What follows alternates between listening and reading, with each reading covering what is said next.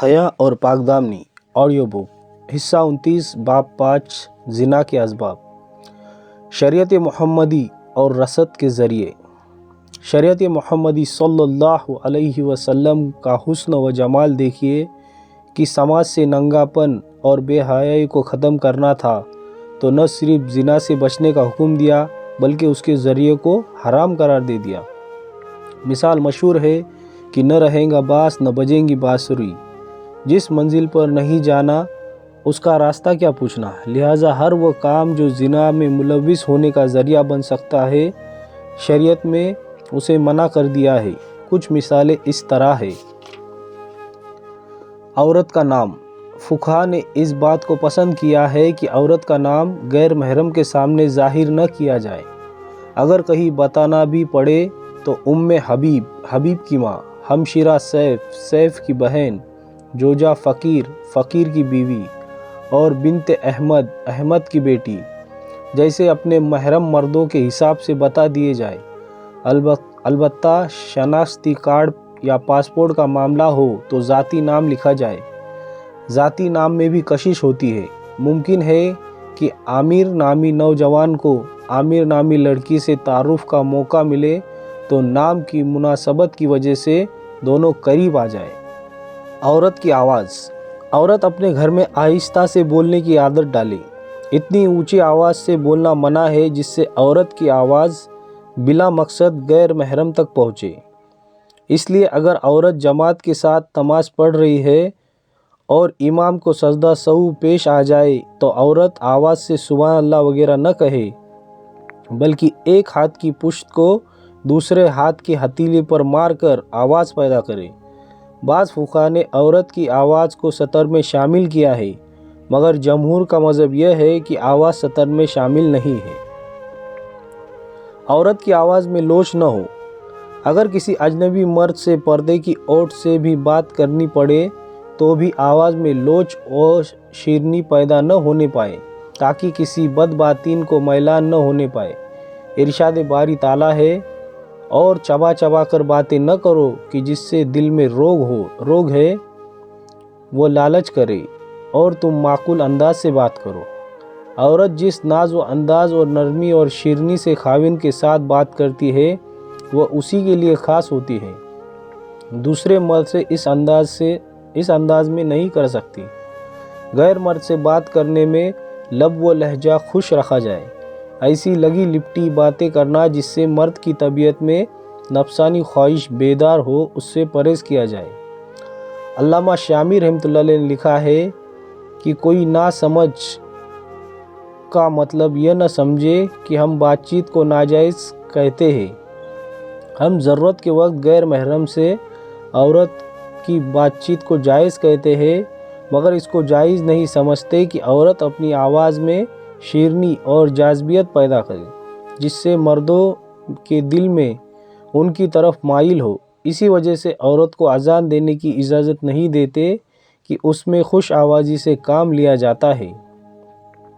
औरत को सलाम करना।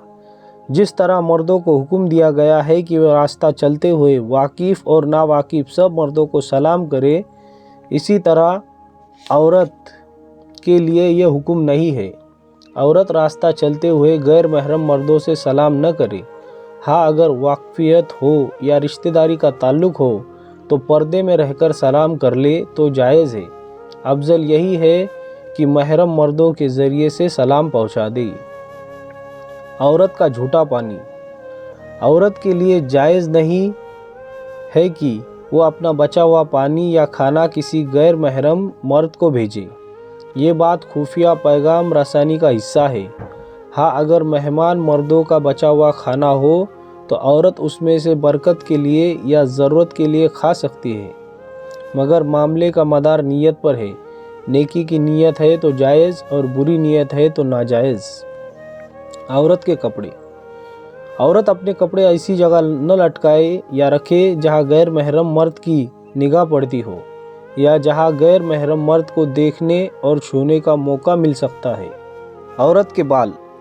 औरत अगर अपने सर में कंघी करे और बाल गिरे तो उन्हें किसी पोशीदा जगह पर छिपा दिया जाए। ایسی جگہ نہ رکھے جہاں غیر مرد اس کو دیکھ سکے۔ عورت چھپی زینت ظاہر نہ کرے۔ عورت اپنے ہاتھ اور پاؤں میں مختلف زیورات پہنتی ہے۔ اگر اس میں گھنگھر وغیرہ کی آواز پیدا ہوتی ہے تو منع ہے، کیونکہ زیور کی آواز یا چمک دمک کبھی کبھی فتنے فساد کا سبب بن جاتی ہے۔ تفسیر کبیر میں ہے، جب مرد عورت کی پازیب کی آواز سنتا ہے تو اس کے اندر جنسی خواہش ابھر آتی ہے۔ مشکات شریف میں روایت ہے کہ ایک آزاد کردہ لونڈی ایک بچی کو لے کر حضرت عمر رضی اللہ عنہ کی خدمت میں حاضر ہوئی۔ لڑکی کے پاؤں میں بجنے والا زیور تھا۔ حضرت عمر رضی اللہ عنہ نے اسے کاٹ دیا اور فرمایا کہ میں نے نبی اکرم صلی اللہ علیہ وسلم کو فرماتے ہوئے سنا ہے، ہر گھنٹی کے ساتھ شیطان ہوتا ہے۔ ابو داؤد شریف۔ ایک دفعہ سیدہ عائشہ رضی اللہ عنہا کے گھر ایک عورت بجنے والا زیور پہن کر داخل ہونے لگی۔ آپ نے اسے روک کر فرمایا کہ میں نے نبی اکرم صلی اللہ علیہ وسلم کو فرماتے ہوئے سنا ہے، اس گھر میں فرشتہ داخل نہیں ہوتا جس میں گھنٹی بجے۔ عورت بے پردہ ہو کر نہ نکلے۔ ارشاد باری تعالیٰ ہے، اور ظاہر نہ کرے اپنی زینت۔ ایک حدیث پاک میں وارد ہے کہ جب عورت بے پردہ ہو کر گھر سے نکلتی ہے تو اس پر اللہ تعالیٰ کے فرشتے لعنت کرنا شروع کر دیتے ہیں جب تک وہ لوٹ کر واپس گھر میں نہیں داخل ہوتی۔ عورت بن سنور کر نہ نکلے۔ نبی اکرم صلی اللہ علیہ وسلم نے ارشاد فرمایا، اپنے اہل و عیال کے سوا دوسرے لوگوں میں بن سنور کر جانا ایسا ہے جیسے قیامت کے دن کی تاریکی جس کے لیے کوئی روشنی نہ ہو۔ عورت کے لیے خوشبو۔ نبی اکرم صلی اللہ علیہ وسلم نے ارشاد فرمایا، جو عورت خوشبو لگا کر مجلس پر گزرتی ہے وہ بھی زانیہ ہے۔ حضرت ابو ہریرہ رضی اللہ عنہ کی ایک عورت سے راستے میں ملاقات ہوئی جس سے خوشبو پھوٹ رہی تھی۔ آپ نے پوچھا کہ مسجد سے آ رہی ہو؟ اس نے کہا جی ہاں۔ فرمایا کیا تم نے خوشبو لگائی ہوئی ہے؟ کہنے لگی جی ہاں۔ آپ نے ارشاد فرمایا کہ میں نے اپنے محبوب صلی اللہ علیہ وسلم کو فرماتے ہوئے سنا ہے کہ جو عورت خوشبو لگا کر مسجد میں آتی ہے اس کی نماز اللہ تعالیٰ قبول نہیں فرماتا۔ چنانچہ وہ عورت پلٹ کر گھر گئی اور اپنے کپڑوں کو اچھی طرح دھویا۔ ابن کثیر۔ آج کل عورتیں اتنی خوشبو لگاتی ہے کہ نابینا مرد کو بھی پتہ چل جاتا ہے کہ عورت کب قریب سے گزر رہی ہے۔ عورتوں کی گزرگاہ۔ عورتوں کو چاہیے کہ فتنے سے بچنے کی خاطر راستے کے درمیان سے نہ گزرا کرے جہاں مردوں کی ریل پیل ہوتی ہے۔ نبی علیہ الصلوۃ والسلام نے ارشاد فرمایا، تمہارے لیے صدر راستے پر چلنا ٹھیک نہیں، تمہارے لیے ضروری ہے کہ راستے کے کنارے سے چلو۔ اس حکم کے بعد صحابیات کا اسی پر عمل رہا، اس طرح چلتی تھی کہ ان کا کپڑا دیوار سے لگتا تھا۔ عورت غیر مردوں سے مصافحہ نہ کرے۔ فرنگی ماحول میں اجنبی غیر محرم ایک دوسرے کو ملتے وقت مصافحہ کرتے ہیں۔ دین اسلام نے اسے حرام قرار دیا ہے۔ غیر محرم مرد اور عورت ایک دوسرے سے مصافحہ نہیں کر سکتے۔ ایک حدیث میں امیہ بنت رقیہ رضی اللہ عنہا فرماتی ہے کہ ایک دفعہ ہم نے نبی علیہ الصلوۃ والسلام سے بیعت کے موقع پر عرض کیا کہ اب آپ ہماری طرف تشریف لائیے اور ہم آپ کے ہاتھ پر بیعت کریں، تو آپ صلی اللہ علیہ وسلم نے فرمایا کہ میں عورتوں سے مصافحہ نہیں کرتا، صرف زبانی اقرار کافی ہے۔